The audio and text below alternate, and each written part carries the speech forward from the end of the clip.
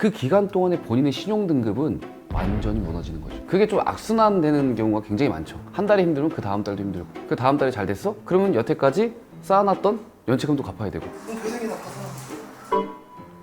진짜 인생이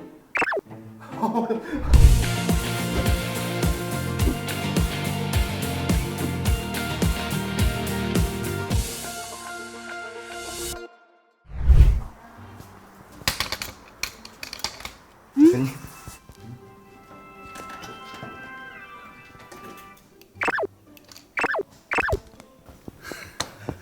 일단 마이크를 차시고.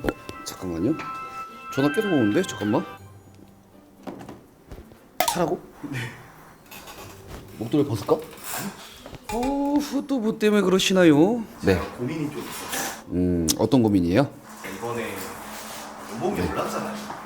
연봉이? 연봉이 3천을 달성을 했는데 그거를 솔직하게 이렇게 오픈하면 안 되지 않을까? 또 리얼하게 담아야지 또 아, 신뢰도 가고. 네. 3천을 달성을 했는데 네. 제가 타고 있던 차량이 네. 르노 클리오란 말이에요. 근데 조금 연식도 됐고 오래 타기도 했고 네. 10만이 넘어가기도 했고 아버님 차량이기도 하고 네. 차를 좀 바꾸고 싶은데 뭐 일단 차를 바꾸기 전에 먼저 우리가 생각해야 될 게 지금 타고 있는 차, 이 차가 왜 불편한지, 왜 바꾸고 싶은지 뭐 그거부터 먼저 접근해야 되지 않을까? 일단 차량을 다시 돌려드려야 되는. 아, 차를 반납해야 되는? 네.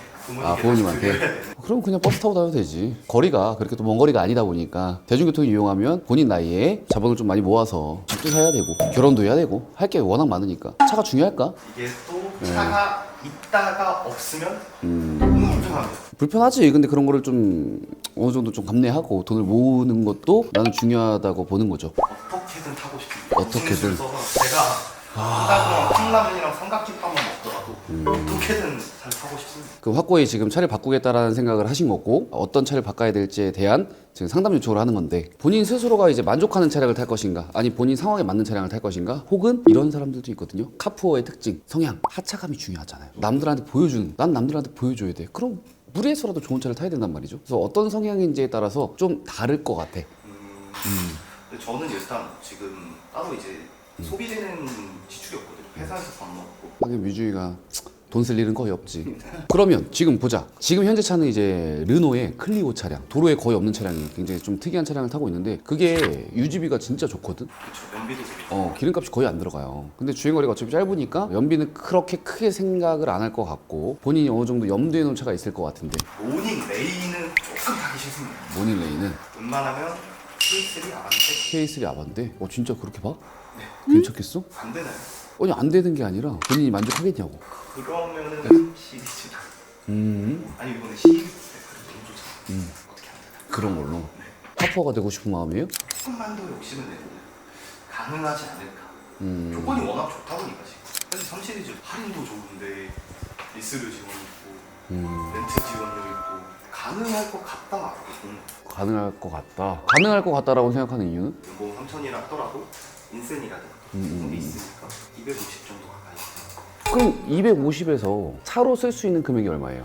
150은 숨쉬지 않아. 150을 쓴다고? 그럼 100만 원밖에 안 남는데? 따로 쓰는 데가 없으니까. 그럼 100만 원 남는 거 가지고 모아가지고 1년 모으면 1,200만 원밖에 안 되고 10년 모아야 1억인데 그 삶을 살고 싶다? 사실 결혼 계획도 없고 어. 요즘 MZ 사람들의 특징이잖아요. 율로족. 불은 뭐 그냥 1억짜리 차 사도 되지 뭐. 150만 원 낼 거면. 일단 보자고. 그러면 아반떼 K3를 뽑아볼 텐데 장기 렌트? 리스? 장기 렌트는 번호판이 하허호잖아요. 그쵸.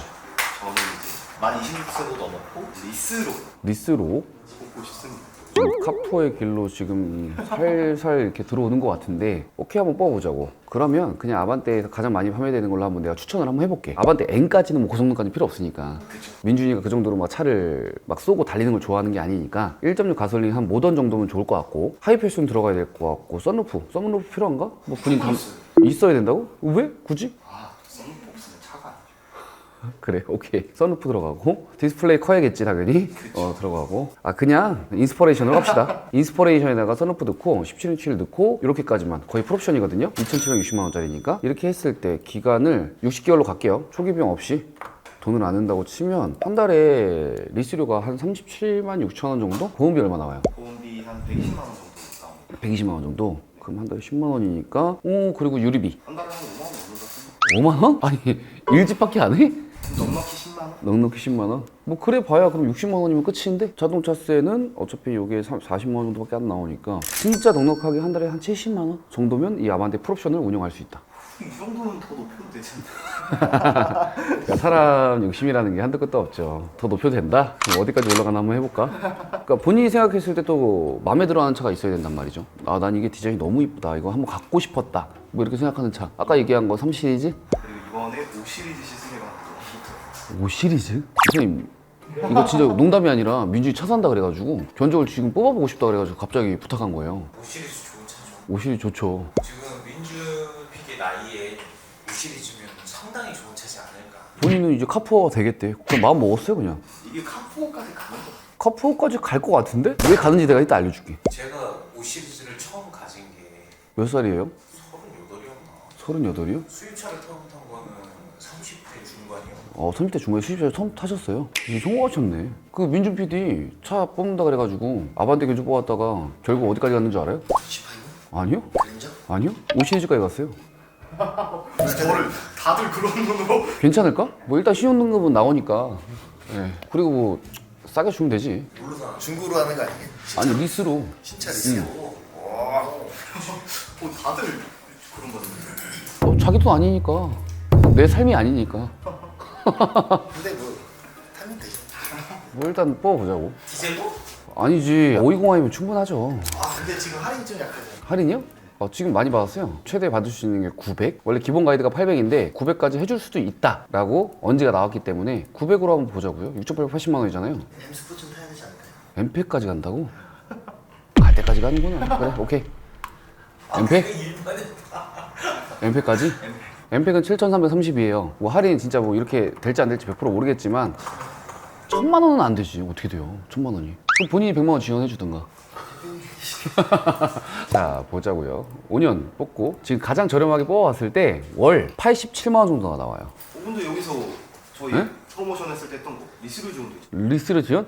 그거는 BMW 파이낸셜로 진행했을 때만. 그렇게 되면 리스료가 기본적으로 이렇게 뽑는 것보다 더 높게 나와요. 높게 나오는 걸 조금 더 지원해주는 느낌? 두 가지를 그래서 내가 꼭 비교해보라 그랬잖아. 그렇게 되면은 타사금융을 이용하는 게 훨씬 더 유리. 유리할 수 있죠. 근데 지금 이거 뽑아주는 건 뭐냐면 지금 본인 100%살 건 아니잖아. 그러니까 그냥 가볍게 뽑은 거예요. 가볍게. 그래서 대략 87만 원 정도가 나오고 거기서 이제 추가적으로 들어가는 비용 수입차니까 보험료 더 들어가겠죠. 그럼 아까 120이 아반떼였으니까 대충 한 200 가까이 나오지 않을까? 그렇게 올라. 많이 올라가죠. 그러면 한 달에 보험료 한 16만 원, 거기다 자동차세가 2000cc니까 한 달에 5만 원만 잡읍시다. 5만 원 잡으면 한 110만 원 정도. 유류비 20만 원. 본인 거의 안 탄다라고 했으니까 130만 원이면 끝이네. 그럼 530까지 갈 수 있겠는데? 그거는 안 돼. 아니 150만 원까지 쓰겠다니까 한 달에. 이렇게 되면은 이번에 이 클래스로 이 클래스는 이거보다는 조금 더 비싸지. 차량 금액이 조금 더 비싸고 할인이 좀 적으니까. 아무튼 이 정도 나온다. 그러면 민준이는 130만 원에 5 시리즈를 운영할 수 있다. 살만해? 괜찮아요? 이제 계약서 갖고 오세요. 전자약정이라. 월 나가는 비용만 보고서 이제 구매하게 되면 큰일이 날 수도 있어. 엄청난 일이 벌어질 수도 있어.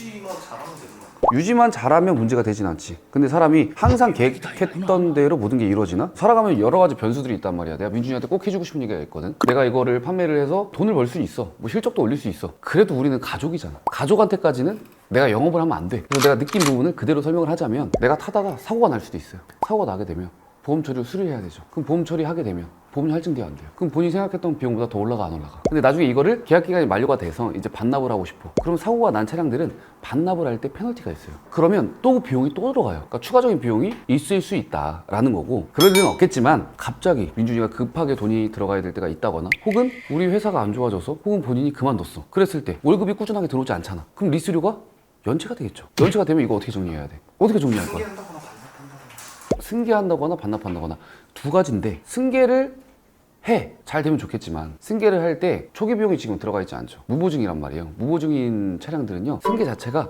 원활하게 이루어지지 않습니다. 왜 이루어지지 않냐면 똑같은 월 리스료예요. 똑같은 월 리스료면 중고차를 사지 않고 그냥 새 차를 뽑아도 똑같은 리스료예요. 그럼 본인 같은 경우에 중고차 승계 받겠어요? 새 차 사겠어요? 새 차를 사. 그쵸? 어떠한 메리트가 크게 있어야지만 중고 리스를 승계받는 건데 크게 메리트가 없다. 두 번째 또 리스크는 이 차를 반납할 때 내가 이 리스를 못 내. 난 반납하고 싶어. 반납하게 되면요. 리스 상품은 페널티가 굉장히 세요. 어떤 페널티? 금융사마다 다르고 기간별로 다르겠지만 한 1년을 냈다. 남아있는 기간이 한 4년 남았어요. 페널티가 한 20%에서 30% 넘는 데도 있어요. 그러면 남아있는 금액이 대략 한 5천 남아있다. 거기 30% 잡아봐. 1,500이에요. 낮아도 1,000만 원. 그런 페널티를 내고 이 차를 정리해야 되는 그런 상황이 온단 말이지. 그럼 그냥 저는 1,500을 손해를 손해를 봐야지. 근데 그렇게까지는 할 수가 없으니까 지원금을 내가 주고 이 차를 승계하는 경우가 생기거든요. 지원금까지 주면서 이 차를 가져가 주세요 라고 요청을 해야 된단 말이죠. 그러니까 지금 여러 승계 사이트들 있잖아요. 그쪽에서 보면 지원금도 받고 뭐 차도 받자 막 이런 광고들 많고 이렇게 무보증 차량들, 리스 차량들 승계 매물이 계속 올라오는 거예요. 뭐 물론 그 중에서 내가 더 좋은 차량으로 바꾸기 위해서 매물을 내놓은 사람들도 있겠지만 윤준이처럼 혹은 잘못된 판단으로 인해서 내가 충분히 낼 수 있다라고 생각하고 무턱대고 그냥 리스료만 보고 차량을 구매하는 사람들, 그런 사람들이 나중에 굉장히 큰 후회를 하는 거죠. 여러 가지 리스크가 많아요. 여기서 만약에 1,500을 못 내게 되면 어떻게 1,500을 못 내야 위약금을 못 내게 되면 승계도 못 하게 되면 그럼 계속 리스료 내야지. 그게 계속 연체돼요? 계속 연체되면 뭐가 붙어요? 연체이자가 붙겠지. 20% 이상. 20% 이상? 네. 연체이자도 계속 내야 돼요. 그러다가 신용등급 날아가고 신용이 없어지면 어떻게 해요? 뭐 회사이나 파산해야겠죠. 그럼 회생이나 파산하면 뭔 소리야. 아무튼 난 그래. 이게 그래 월급 300 받아가지고 E클래스 옥시리즈 충분히 살 수 있지. 살 수 없는 건 아니야. 근데 아직 젊고 해야 할 것도 많고 이뤄낸 것도 지금 없으니까 수입차보다는 단계별로 올라가는 게 맞지 않나.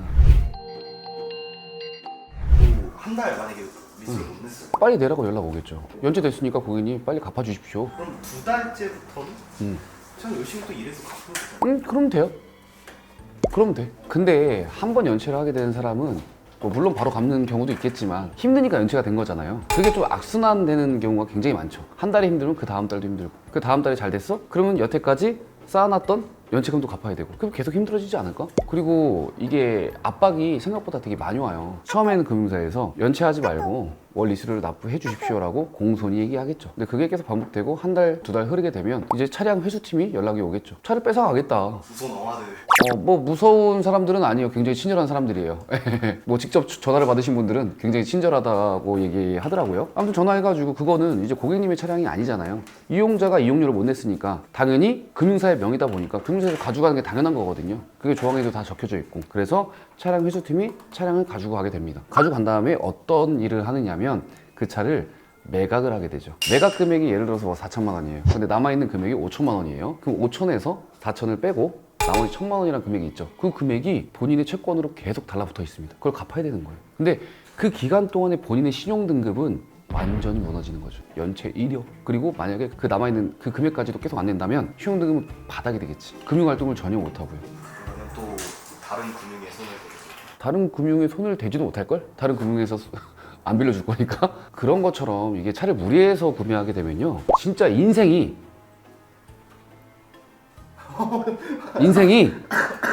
살기 싫은 인생이 될 수도 있습니다. 그 자극적인 문구 있잖아요. 모범적인 문구. 그 문구 알아요? 과도한 빚, 고통의 시작입니다. 리스도 마찬가지예요. 자동차도 마찬가지라고. 그래서 굉장히 신중하게. 그리고 본인이 봤을 때 5 시리즈를 타고 싶으면 타 이제. 난 충분히 해줄 말은 한 것 같아. 아 그래서 어떻게 5 시리즈 살 거예요? 그래서? 안 좀- 사겠습니다. 좀 더 생각해 볼래? 조금 더 생각해 보시는 게 나을 것 같고, 그러니까 모든 고객님들이 차를 좀 무리하게 구매하시는 일은 없었으면 좋겠습니다. 리스라는 상품 자체가 일반 구매나 할부보다 적은 월 비용으로 조금 더 좋은 차량을 탈 수 있는 상품은 맞아요. 월 납입금이 좀 부담이 덜하니까요. 그것 때문에 무리하게 정말 고가의 차량을 구매한다면 안 좋은 일이 벌어지는 경우가 뭐 많지는 않지만 그래도 극히 드물지만 그런 부분들을 저도 영업하면서 많이 봤거든요. 그런 일은 없었으면 좋겠고요. 본인의 상황과 본인의 재무 상태 그리고 차량의 용도 뭐 이런 여러 가지들을 잘 생각해서 본인한테 꼭 맞는 좋은 차량을 구매하셨으면 좋겠다라고 말씀을 드리고 싶네요. 저는 안 사겠습니다. 감사합니다.